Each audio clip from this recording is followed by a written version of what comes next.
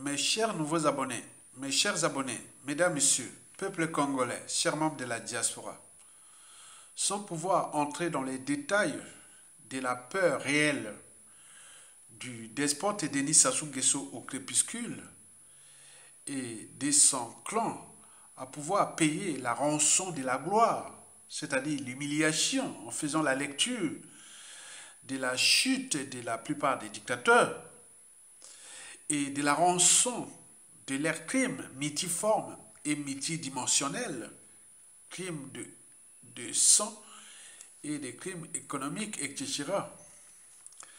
Je vous informe qu'il faut se méfier des apparences. Elles sont trompeuses.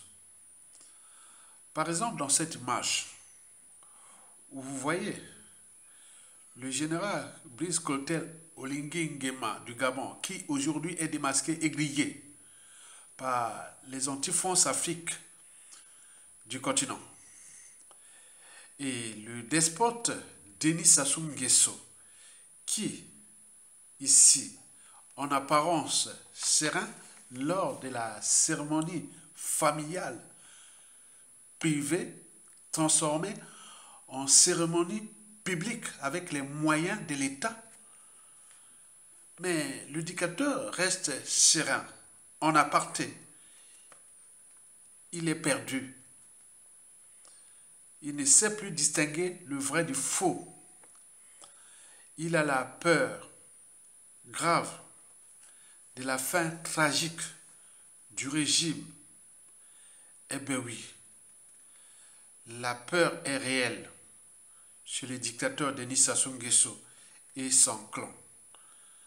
La peur hante l'âme, l'esprit et la conscience du despote et de son clan. Ce clan des tribalistes, de voleurs, de bonobos et d'assassins. Ce clan qui a mis en danger, d'un côté, l'unité nationale et de l'autre côté, l'existentialisme de notre pays. C'est-à-dire, ce clan a mis en danger l'existence même du peuple congolais et de ce pays. De ce fait, le saviez-vous que la peur du despote de Denis Sassou Nguesso et son clan est réelle? Le saviez-vous qu'ils seront chassés, quoi qu'ils fassent? Je répète, le saviez-vous qu'ils seront chassés, quoi qu'ils fassent? Et pour cause, voici pour vous, dignes fils du Congo, tant au niveau citoyen, intellectuel, politique, militaire et spirituel. Je vous informe que les Oyo sapiens ont la paire au ventre. Les Oyo sapiens ne seront plus là pour longtemps.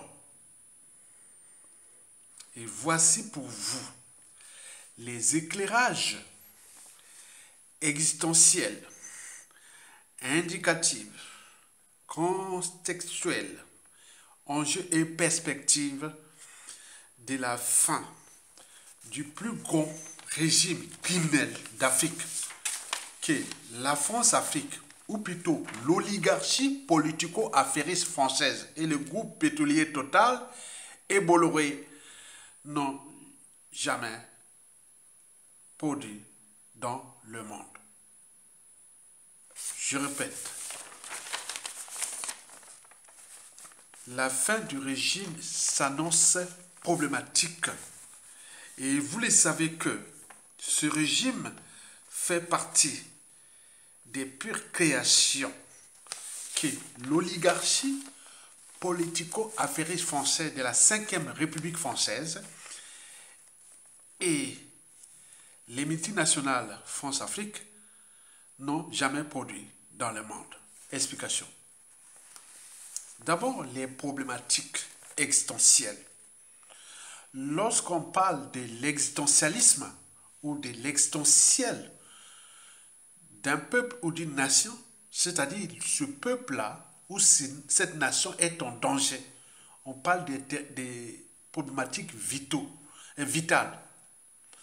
Donc, ce régime-là et la France-Afrique mettent en danger la survie même des Congolais et de ce pays. Donc, au regard des problématiques existentielles, 3 écoles citoyennes, politiques, militaires et patriotiques s'affrontent. La première école est dogmatique. Donc on reste sur les dogmes, la métaphysique, le fatalisme, etc. Que, selon cette école, ça fait partie des réseaux officines et autres que j'ai analysés. Selon ces écoles-là, ce sont du nord au sud et de l'est à l'ouest dans ce pays. La situation du Congo n'est plus celle de 1991 à 1997. Non, tout a chamboulé. Parce que ça a fait du mal dans tous les pays, dans toutes les tribus, dans toutes les catégories socio-professionnelles. Vous le savez qu'il y a des ambitions des uns et des autres. Il y a la méchanceté des uns et des autres. Il y a la jalousie des uns et des autres. Et autres. Tous ces gens, à tout instant, peuvent prendre le contrôle du pays. Donc, tous ces gens-là que je vous parle, il y a 3 écoles qui sont là. L'école dogmatique. On se dit que Sassou Nguesso serait l'envoyé de Satan, le diable, qu'il aurait retrouvé la France-Afrique pour venir nous fracasser notre pays, nous piétiner, nous, peuple congolais, et que vraiment la problématique existentielle sur ça, c'est une malchance que nous avions eue, c'est cet individu avec la France qui est venu nous fracasser. Et en retour, comme rien ne se crée, rien ne se perd, nous aurions certainement un digne fils du Congo, civil ou militaire, viendra aussi dans l'espace et le temps rendre les comptes contre ces gens-là. C'est-à-dire ce que Sassou a fait, on dit que bon, c'était écrit. Que lui et la France-Afrique devaient se rencontrer pour venir nous piétiner, tuer, assassiner, déclasser, forcer à l'exil, faire ce qu'il a fait depuis déjà 1997. Regardez ça sur l'ensemble du continent. On retrouve ça que chez nous, et en RDC, ça s'est passé au Rwanda entre eux et autres, mais il n'y a pas eu ça. Donc, on s'est dit que Sassou serait l'envoyé de Satan le diable pour venir nous faire ça. Donc, nous aurions un Satan le diable qui viendra un jour rendre justice à là où il y a eu injustice. Souvenez-vous d'Adolf Hitler qui, en 1918, a subi l'humiliation de la France et de ses alliés contre l'Allemagne. Mais 22 ans après, à la débâcle de juin 1940, qu'il aurait cru qu'un caporal-chef pourrait venir punir la France, dont les conséquences sont d'actualité. Mais nous qui aurait cru, qu'il soit du nord, du sud, de l'est à l'ouest, qui demain, à tout instant, pourra s'acharner contre ce clan-là, qui se pavanent avec les moyens de l'État et autres, leurs enfants qui sont montés, parce qu'avant tout, on cachait tout. Maintenant, les médias réseaux sociaux sont passés par là. Les services secrets intérieurs vont archiver toutes ces familles et les renseignements, tout ça. Ces gens-là vont s'affronter à des victimes qui, demain, seront au pouvoir. Ils vont contrôler toutes les administrations sensibles et autres. L'État, on est bien d'accord. Ça, sur ce plan, on va gagner. Donc, c'est à cette école, on dit patience. Ils ont fait ça. Il y aura certainement, Dieu voit tout. Il y aura certainement quelqu'un qui viendra rendre les comptes. Donc, sur ce plan, personne n'a le monopole des solutions de la prestation. Parce qu'il y a une diversité de contentieux historiques, une diversité de psychanalyse, de psychologie, au regard de la situation, du contexte et des enjeux de la prestation Nguesso au cours des premières, deuxième, cinquième, 10e, 15e, 30e années après Sassou Nguesso. La deuxième école, celle-là est toutes les problématiques accidentelles. Que le pouvoir de Sassou Nguesso n'est pas une loi naturelle. Il est venu là par accident. Il fut placé là par la France-Afrique à travers les crimes de sang de masse et de génocide qu'il a commis depuis 1997, même bien avant, depuis 1977. Ce fut un bon pion, une pièce maîtresse. Donc il tient son pouvoir là à cause de ce pilier France-Afrique, qui devient problématique sur l'ensemble du continent au regard du contexte géopolitique et géostratégique à l'échelle planétaire entre l'Occident et le Sud global. Et l'Afrique s'éveille et partout. Donc, si on tient là, plus la France-Afrique devient problématique, plus il y aura des marges de manœuvre pour l'Afrique de se libérer de cet enfer, France-Afrique. Et donc, de ce fait, il ne faut pas s'inquiéter que ça soit encore l'ordre éternel ou le clan et autres. Donc, c'est fait accidentel. Et comme tout est accidentel, nous aurons aussi accidentellement quelqu'un qui viendra rendre compte à ces gens-là à tout instant. Enfin, la troisième et la dernière école, elle est la synthèse entre la première et la deuxième. Elle rentre dans la dialectique, qui est la problématique qui se passe aujourd'hui de notre, où le but de la condition humaine, sociale et existentielle est pétinée, fracassée et autres au Congo. Il faut se dire que nous avions individuellement et collectivement, du nord au sud, de l'est à l'ouest, même à l'échelle bantou, nous sommes responsables et quelque part coupables, individuellement. Donc chacun de nous doit prendre ses responsabilités pour ne pas que ça soit quelque part comme un péché, comme une tâche, ou comme on peut dire ça, quelque chose d'indélébile. Non. Donc nous sommes responsables et coupables quelque part de laisser faire que ça soit, fait ce qu'il veut, et que nous sommes là comme des moutons en train de suyer, et d'être souillés, d'être fracassés, d'être déclassés, forcés à l'exil. Parfois, d'autres sont devenus des apatrides. Ceux qui sont en prison, n'oublions pas tous ces crimes de sang et de génocide et de masse qui sont capital décès avoisés déjà les 800 000 morts. Et que dans cette situation, nous sommes quelque part responsables et coupables. Voilà pour les problématiques existentielles autour de ces deux écoles que je venais de vous informer.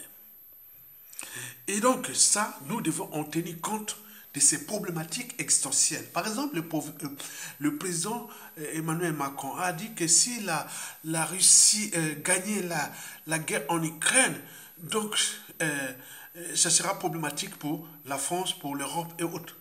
Mais nous, en Afrique, on se dit, dans la France-Afrique, on dit, tant que la France-Afrique sera forte, ça sera problématique pour les libertés, la dignité, le but de la condition humaine et existentielle d'Africains, francophones. On est bien d'accord? Il n'y a pas de deux poids, deux mesures. Donc il faut écouter l'interprétation du Big Boss de la France-Afrique, le patron de Sassou Nguesso, celui qui donne les ordres de Sassou Nguesso de laisser Mokoko en prison, on dit au commissaire en prison, et beaucoup de choses qui se passent là. Donc c'est le Big Boss. Donc quand il parle là, ça peut être par procuration pour l'Afrique aussi. On dit que bon, ben, si l'Afrique se relève, ça sera problématique pour la France. Et comme la Russie devient quelque part, elle a dit que c'est pas la Russie qui a chassé la France de l'Afrique. C'est vous-même qui, la France qui fait que bon, ben, les Africains viennent vers la Russie. Vous voyez, toutes ces problématiques existentielles, il faut en tenir compte de ça, c'est grave, parce que Sassou a tué au Congo, depuis le président Marion Ngouabi, président Massaba Deba, le cardinal Mibiaïda, les intellectuels et autres, les présidents qu'il a emprisonnés, forcés à l'exil et autres. Mais il avait-il le monopole de quel moyen tient-il ça pour faire ça? Ce sont les moyens de l'État, les piliers Force Afrique, l'ordre mondial occidental et autres qui aujourd'hui tous se chamboulent. Et donc il faut en tenir compte de ces problématiques existentielles. Et voici pour vous les signes qui ne trompent pas, que la peur est réelle autour du despote et dans le clan. Il faut en tenir compte de ça. La peur est réelle autour du clan, dans le clan, chez les dictateurs. Et c'est ce que j'appelle les indicateurs. Il faut en tenir compte des indicateurs, les signes. On dit que les signes qui ne trompent pas. Donc vous devez en tenir toujours compte des indicateurs. Les signes qui ne trompent pas. Et à partir de là, nous allons vous détailler tout. Explication. En fait, j'en ai sélectionné pour vous 4 indicateurs objectifs. Ces indicateurs ne sont pas subjectifs. Ce sont des indicateurs objectif, scientifique, raisonnable, etc. Vérifié. Donc, les signes qui ne tombent pas, on appelle ça les indicateurs. Parmi ces indicateurs, le premier indicateur que vous devez en tenir compte que ce clan a peur. Et c'est bien comme ça. Le despote a peur. Et c'est bien comme ça. Parmi ces 4 indicateurs, figure d'abord le premier indicateur. C'est le dérèglement politique et militaire dans le Nord et dans la Kivette. Depuis le coup d'État, le despote Denis Sassou Nguesso et son clan aujourd'hui ont roulé tout ce monde-là dans la farine, des nordistes là. Ils les ont roulés tous dans la farine. Au regard des nombres des déclassés socialement, de ceux qui ont été forcés à l'exil, de ceux qui sont encore en prison, comme le général Jean-Marie Michel Mokoko et le ministre André Kombi Salsa. N'oublions pas ceux qui étaient passés aussi dans la case de prison. N'oublions pas ceux qui ont été assassinés. Assassinats ciblés et ou de masse. Les nordistes ont payé comme ça, ont payé leur prime. Et aujourd'hui, le pouvoir est avec le clan, et dans le clan, les enfants et petits-enfants et quelques dignitaires tribales ou membres du clan, ils cherchent comment transmettre les pouvoirs, comment se faire. Non, ils savent que ça va être dangereux parce que tout le monde est entraîné et conditionné sous emprise de faire du mal à eux, ce qu'ils ne savent pas, pourvu d'avoir les moyens de l'État. D'ailleurs, l'éducateur Denis Sassou Nguesso le sait que dans ce pays, ce n'est pas Kaya Tonga qui alerte. Il y a des gens qui sont entraînés et conditionnés de faire pire à ces gens-là. Les Sassou, les Nguesso, le clan là. Quand ils auront perdu les moyens de l'État, vous allez voir que désolation. Et donc, il faut en tenir compte parce qu'ils ont trop énervé ce peuple. Ils ont trop fait du mal. Trop, c'est trop. On ne peut pas venir historiquement à l'échelle continentale africaine, même chez les Bantous, on n'a jamais vu ça. Que quelqu'un qui vient prendre le moyen de tous et on abuse contre les uns et les autres, sous prétexte que c'est le pouvoir, sous prétexte que c'est la force africaine, sous prétexte que non, ce n'est pas ça. Donc les dérèglements politiques et militaires dans le Nord et dans la Kivette rend difficile, problématique leur projet déjà de la transmission du pouvoir. La conservation encore, bien, mais jusqu'à combien de temps encore? Mais en ce qui concerne la transmission, ça devient problématique. Parce que tout le monde sait bien que on ne doit plus passer par les compromissions, par plein de choses. On nous passe au moment de passer au rapport de force. Et ça, nous avions la matière, du nord au sud, de l'est à l'ouest. Et même au sein des Mouchis, que trop, c'est trop. Ce clan, on a abusé de ce peuple-là jusqu'à combien de temps encore? Le deuxième indicateur sur 4, ce sont les contentieux historiques dans le sud. Imaginez-vous la France-Afrique, la France, à travers son cheval de Troie, avait placé Sassou Nguesso pour assassiner plein de sudistes, 2/3 de la population, des tribus du sud, c'est-à-dire Brazzaville jusqu'à Pointe-Noire, 2/3 de la population. Un tiers, plus de tout, c'est-à-dire 2/3 des Congolais à l'étranger.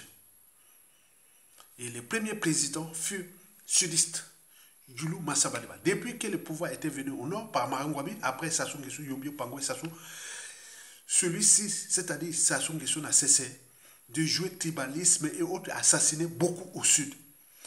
Toute une région est assiégée, le pôle sud, et qui dans les officines, si demain, dans l'espace et les temps, comme on dit, l'histoire a tendance à se répéter. Le futur, c'est sûrement le passé et le présent qu'on ignore. Si demain, qu'on appelle les triangles des Bermudes, vous voyez Olombo, Obuya, Chikapika, tout encadré par les militaires, ou beaucoup de choses qui vont se passer dans l'espace et les temps. C'est aujourd'hui que vous voyez. Le pôle est occupé. Depuis les opérations Mouébara de 1998 à 1999, aujourd'hui le pôle est occupé, le sud est là. Mais elle n'a pas de monopole, c'est le moyen de l'État, dès que tu es chef d'État. Quand on crie vengeance, les sons des sudistes crient vengeance, vengeance. Bon, toutes les manifestations que j'en ai rencontrées ici en France, on crie vengeance, vengeance, vengeance, vengeance. Donc c'était un climat sociopolitique délétère et qui continue à jouer avec le feu parce qu'ils croient qu'ils ont le pouvoir, les moyens de l'État, les moyens de pression, jusqu'à combien de temps encore? sachant que ce pouvoir est accidentel. Il est venu, ce pouvoir est arrivé et est parvenu à nous par la force, structurée, organisée par la France, qui aujourd'hui a ses soucis avec la France-Afrique et dans l'ère mondiale. Et qu'aujourd'hui, quand on parle de la France-Afrique, on regarde beaucoup le Congo aussi. Comment la France a pu faire ça? Pourquoi Chirac, Nicolas Sarkozy, François Hollande, aujourd'hui Macron a pu faire ça à des humains? Au moment que Macron passe son temps à travers le monde, même sur la situation européenne, la Russie, l'Ukraine, parler des droits de l'homme, de la souveraineté des peuples et autres, alors qu'il a laissé un criminel qui ont tué une partie de l'humanité. Et donc, vous imaginez ces indicateurs. Donc, le contentieux historique dans le Sud nuit gravement aux perspectives du clan Sassou Nguesso au pouvoir et pour de nombreuses années. Au regard de ce que je vous ai parlé d'Adolf Hitler, je vous ai parlé de plein de choses qui sont passées. Donc, ce qui va arriver demain, si Sassou tombe, ne rentrez pas au Congo comme on rentre dans un moulin, dans un hôpital et autres. Non, faites attention et écoutez-nous les données sociopolitiques, les indicateurs sociopolitiques dans l'espace et le temps. Il y aura quelque chose qui va se passer autour de Yo, Olombo, Bouya, Tikapika. Vous savez que Mobutu avait son Monaco chez lui. Après la chute, c'est devenu dans les jungles équatoriales. Berengo, pareil, c'est Bokassa. Et cet endroit-là que vous voyez là, ça va être pareil. Parce qu'il va être au cœur des affaires d'État, des raisons d'État. Même d'un point de vue économique, il ne pourra pas contenir tous ces palais comme ça. Et donc, tous ces gens-là, attendez, c'est pas possible. Donc, ils jouent avec le feu. Deuxième indicateur sur 4, ce sont les données macroéconomiques. Vous savez que le despote Denis Sassou Nguesso n'a jamais diversifié l'économie. Mais pour diversifier l'économie, il faut déjà la matière grise, il faut la formation professionnelle. Or, il a détruit l'école, l'éducation nationale, l'enseignement supérieur et la recherche, la formation professionnelle. Tout est par terre. L'intelligence est super. Et tout compagnie. Et comment vous allez construire un pays avec des slogans en faisant venir les étrangers qui viennent faire les projets à la con, sans modèle économique et autres. Donc les données macroéconomiques sont au rouge. Hormis la balance commerciale qui est là à cause du pétrole, parce que le pétrole, nous sommes le 3e pays producteur ou 4e pays producteur du pétrole du continent. Il n'y a que ça qui est géré dans l'opacité totale. Mais la balance commerciale ne tient pas compte seulement d'exportation du pétrole, mais il faut aussi créer la valeur ajoutée au niveau national, c'est-à-dire la formation, l'éducation, les infrastructures, tout ce qui conditionne la productivité, l'attractivité du pays et autres pour que, voilà, on crée de la balance commerciale là, pour qu'on exporte, on crée des richesses et on n'a rien du tout. Donc la balance commerciale est rouge. Vous êtes bien d'accord avec moi? La balance commerciale, en tenant compte de ces indicateurs macroéconomiques, la balance commerciale du Congo est rouge. Allons voir du côté du taux d'investissement. L'investissement public, nous avions que la dette, parce que les ressources naturelles sont gérées dans l'opacité totale. Et c'est pour la liquidité, sachant que 60% du magot exploité au pays est aux mains des étrangers. Donc le pays est pillé, volé. 40% reste aux mains du clan, avec les biens mal acquis, les paradis fiscaux et tout compagnie. Donc au niveau du taux d'investissement public, il n'y a pas grand-chose. Nous fonctionnons qu'avec la dette, avec le FMI, les donations et tout compagnie. Quant aux investissements privés qui va venir investir dans un pays qui ne respecte pas les règles ou les fondamentaux du business, de l'économie et autres. Il n'y a que des cotisants, valets locaux et autres qui viennent exploiter ce pays pour les matières premières ou par les secteurs tertiaires qui... Voilà, donc entre eux. Mais ça n'avance à rien. Donc le taux d'investissement est en berne. Allons voir les taux de consommation. Quand vous avez des arrêts des salaires de fonctionnaires, de retraités, les bourses ne sont pas payées et tout compagnie. Le pouvoir d'achat est au rouge. Allons voir l'inflation.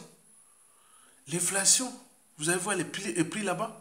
Mais ça, attends, c'est pas possible. Les gens vivent au quart monde. C'est un pays qui est dans le processus de somalisation. N'oublions pas la dette. Il y a deux dettes. Il y a la dette odieuse entre eux. Voilà. Ils ont fait avec la Chine et tout compagnie, qui est la dette qui ne nous appartient pas. Nous, on le voit, la dette creuse, où il y a eu beaucoup d'assassinats entre eux là-bas. Qu'ils réclamaient l'argent à l'intérieur, que j'ai voulu financer ça, et pourquoi vous n'avez pas payé ça? Mais quand vous venez des pays qui sont un peu puissants, comme la France, la France exige à chaque question de payer la dette creuse des Français qui vont investir là-bas. Et là, il tombe parce que sinon il va être éjecté. Mais pour les petits, les gens qui viennent de passer par là, comme ça, vous êtes escroqués, vous êtes fait rien du tout. Donc c'est un pays où tous les indicateurs macroéconomiques sont rouges. Et ça ne va pas s'améliorer. Ça ne veut qu'elles sont pensées. Quand vous voyez les conditions de vie à Brazzaville, l'accès à l'eau potable, à la santé, à l'éducation, à la culture, au cadre de vie, mais ce n'est pas possible. Le pays là est devenu presque un pays somalisé. Vous allez voir là, j'ai vu des vidéos là, les images là à Brazzaville. Les gens vont dans les poubelles, ils vont se laver dans les... Attends, c'est pas possible. Je ne veux pas vous dire ça. C'est jamais vu. J'ai jamais vu. Et donc, le troisième indicateur là, macroéconomique, est sensible à la chute aussi des despotes. Parce qu'ils n'auront pas de marge de manœuvre de venir demain dire, ah oui, mais nous avons... Non, non, il n'y a pas. Regardez bien comment ils ont détruit les pays. Le quatrième et le dernier indicateur est les France-Afrique. Et oui, la France-Afrique doute désormais de ce clan, le clan de Sassou Nguesso, au regard des problématiques précitées et des trois indicateurs déjà précités. La France-Afrique doute. Et le contexte France-Afrique n'est pas bon déjà à l'échelle du Congo-Brazzaville au regard du passé de 1997 à nos jours, plus le contexte géopolitique, géostratégique. La France cherche à trouver un pion comme l'a fait au Nguema au Gabon et où Kaka ne va pas marcher. Historiquement, il n'y a eu que Sassou qui fut envoyé là, qui a pu contenir la France-Afrique au Congo. Sinon, historiquement, depuis Yulo, Massamba Deba, Marien Ngouabi, Yobi Opango et le professeur Pascal Issoa, la France-Afrique n'a jamais réussi à maîtriser les Congolais. Là, il a maîtrisé avec Sassou Nguesso. Au moment où le clan se divise pour les problématiques de succession, où il y a des patriotes, il y a aussi des pauvres vendus, et entre eux, ils vont se fracasser. Mais la France-Afrique va trouver qui? C'est pourquoi elle joue au statu quo de maintenir Sassou Nguesso, mais ça essaie d'augmenter l'énergie potentielle contre la France-Afrique, comme ce qui se passe en Afrique francophone, sur l'ensemble du continent. La France était venue punir les Congolais, ce qui se passe dans la conscience des Congolais, mais jusqu'à combien de temps encore avec Sassou Nguesso? Donc, au niveau France-Afrique, cet indicateur, quatrième et dernier indicateur, la France doute du clan. Et donc, ils peuvent continuer dans leurs projets, dans l'opulence et autres, jusqu'à combien de temps, parce que les couteaux sont tirés, les gens ont envie de leur découdre avec ce genre. Même par la violence, même par la terreur, même par à un moment donné. Donc, ils jouent là avec le feu. Ils savent d'ailleurs. Et donc, voilà pour les 4 indicateurs précités. L'indicateur du dérèglement politique et militaire dans le Nord. Le deuxième indicateur, les contentieux historiques dans le Sud qui ne sont pas encore résolus, et où on a assassiné beaucoup dans le Sud. Le troisième indicateur macroéconomique, Sassou, avec Sassou, le pays-là ne s'en sortira jamais. Avec ce clan-là, le pays-là ne s'en sortira jamais. Et c'est connu. Mais comme c'est une colonie est faite pour être exploitée et pour le détruire, la détruire, la France avait peut-être tout ça bien, mais pour nous, ce fut le malheur. Et on fait le quatrième et le dernier indicateur, la France-Afrique, qui doute des... Mes chers nouveaux abonnés, mes chers abonnés, mesdames, messieurs, peuple congolais, chers membres de la diaspora, je vous rappelle que la peur du despote de Sassou Nguesso et de son clan envers nous, peuple congolais, est réelle. Parce que dans ce pays, il y a des gens entraînés et conditionnés qui sont sous emprise de leur faire du mal au moment qu'ils auront les moyens de l'État. Et tout le monde est maintenant vacciné. Parce que Sassou, on a abusé de tout le monde dans ce pays. Comme le Jean de Okimba disait, le ciel n'est jamais tombé. Et comme nous sommes nombreux, ceux qui viendront les punir, le ciel ne tombera pas. Je vous rappelle qu'au sud, là-bas, on crie vengeance. Vengeance, vengeance. Combien de fois au nord, où beaucoup de nordistes qui avaient été roulés dans la farine de Sassou Nguesso pour faire ce sale coup d'État, qui a occasionné la mort à des milliers de Congolais, qui aujourd'hui le pays est fracassé et vendu à la découpe, au risque d'implosion, beaucoup de choses qui se passent, le peuple piétiné, un tiers de la population à l'étranger, les 2 tiers qui vivent là-bas vivent dans les conditions de vie indignes. On n'a jamais vu ça. On n'a jamais vu ça. Ils pouvaient certes voler, et faire ce qu'ils veulent, mais donner quand même le minimum de conditions de vie au peuple et autres. Rien là, rien. C'est comme un acharnement. Historiquement, la plupart des dictateurs apportent le but de la condition humaine, sociale et existentielle à leur peuple et améliorent leur pays. Mais ils s'attaquent aux opposants et autres. Mais là, ça c'est le paradoxe. Non seulement qu'il est dictateur, mais également s'attaque aux populations, à ce pays et autres. C'est du jamais vu. Jamais vu. Et ça, on ne peut pas discuter aujourd'hui. On aura discuté au moment qu'on aura les moyens de l'État, au moment qu'on sera en rapport de force. Et donc, on va monter ça, un à un. Vous imaginez, mesdames et messieurs, peuple congolais, dans le contexte France-Afrique actuel, vous imaginez ce qui venait de se passer au Sénégal, où le peuple a mis les pressions pour libérer leurs dignes fils. Mais nous, depuis, Sassou n'a cessé de tuer, à faire ce qu'il voulait. Et la population, comme au temps du nazisme, où Hermann Göring, pendant le tribunal de Nuremberg en 1946, avait dit que pour soumettre un peuple, il faut le piétiner, il faut semer la terreur, la violence et autres.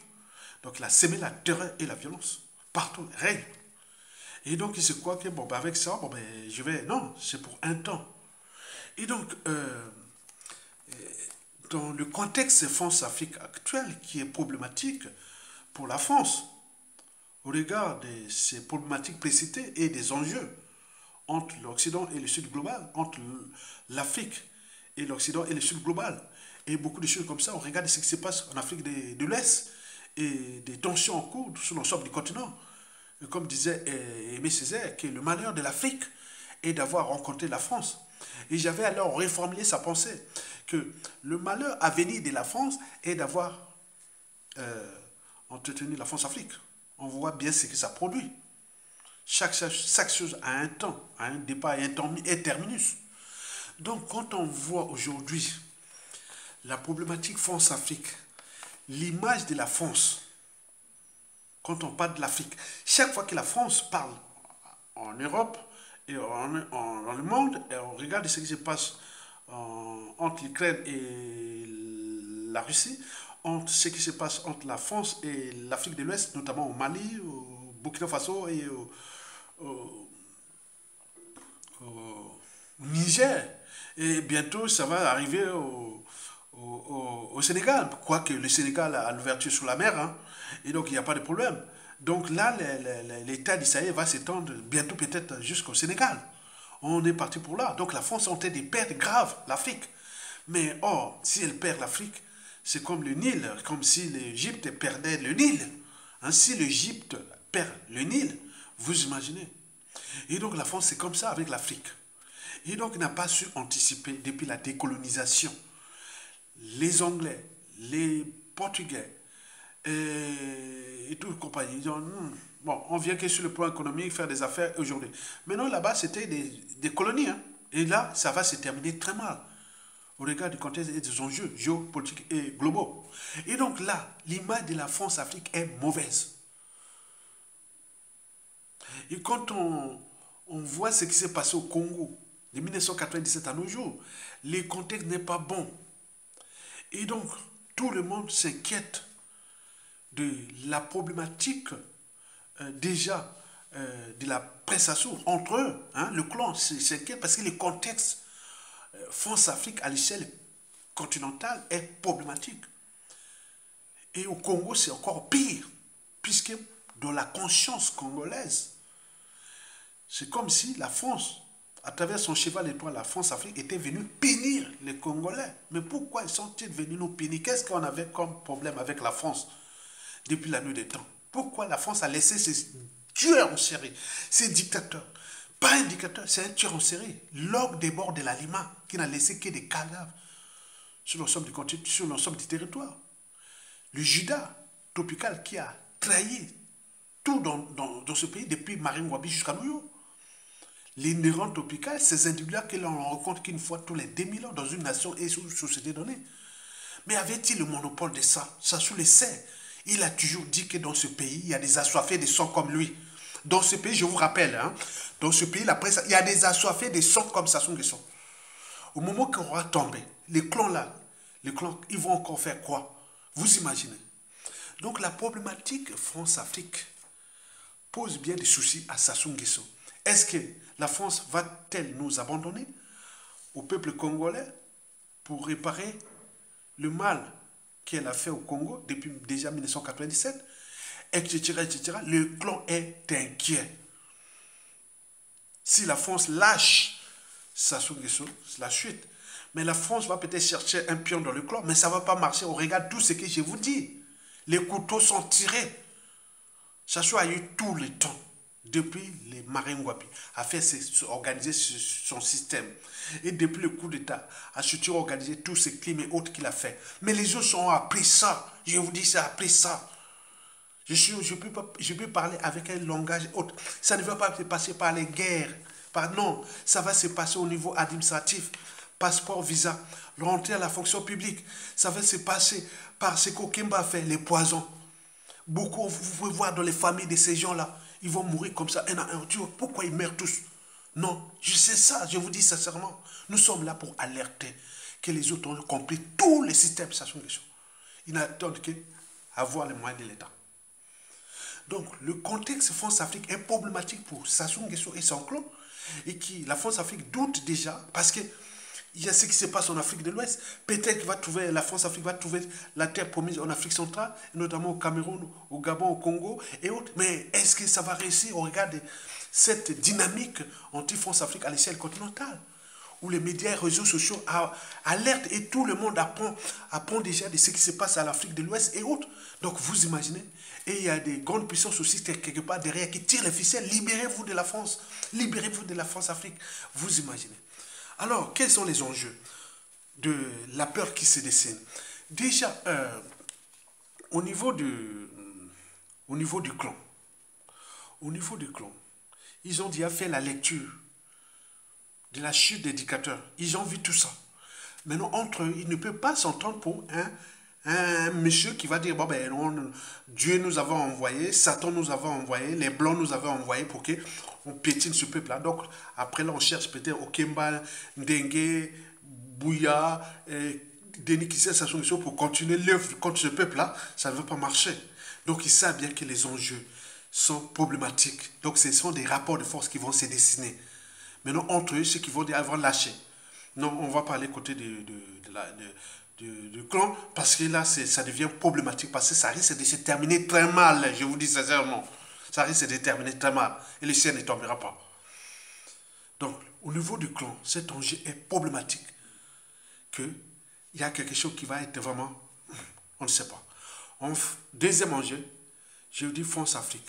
France-Afrique qui cherche à lâcher Sassou Nguesso, mais n'a pas encore trouvé des pions. On regarde tous les dégrèvements politiques et militaires dans le nord et dans la Kivu, des contentieux historiques dans le sud et de l'historique de ce pays il n'y a que Sassou Nguesso qui a servi la France-Afrique. Tous les ex-présidents du Congo n'ont jamais servi la France-Afrique. Et aujourd'hui, avec le contexte, ça sera problématique. Le Congo risque de suivre la voie de l'Afrique de l'Ouest. Comme historiquement, nous étions déjà du côté du marxisme-léninisme depuis Marine Ngouabi. Donc nous sommes entraînés déjà, nous étions déjà la République populaire du Congo. Donc on a trop de cadres dans ce domaine-là pour dire à France au revoir. Voilà. Donc on ne sait pas. On regarde le contexte. Et nous, le peuple congolais, on s'est dit, ah mais non, on n'était pas venu là pour subir ce que ça soit à faire à nous. Mais donc il y a des gens qui, au clé de leur lit, quand il sera le matin, je vais devenir Assimi Goïta, je vais devenir Abderrahmane Tiani, je vais devenir comment on appelle, le capitaine Ibrahim Traoré. Hein? Donc c'est ça qui se dessine. Donc les modèles sont déjà là et beaucoup s'inspirent. Donc, et les intellectuels, les médias réseaux sociaux sont là. La dynamique est là. Donc on ne sait pas ce qui peut arriver. Mais si ça arrive, si ces gens ne comprennent pas les dangers, nos signaux d'alerte, ils vont perdre grave. Alors, quelle perspective actuellement? Les perspectives, c'est 2024-2026. Sassou a déjà fait au moins 4 hold-up électoraux, 5 hold-up électoraux.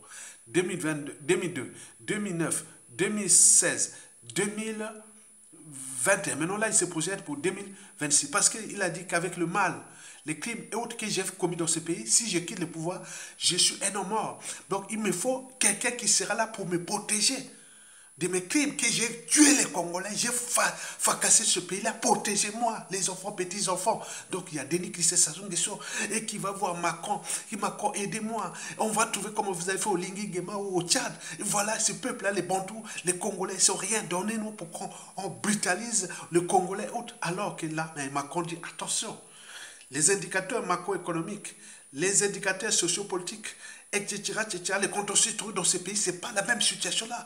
C'est de mettre ce pays à feu et à sang. Et là, il y aura l'appel général des activistes intellectuels d'autres tribus contre ces clans-là, au niveau militaire autre.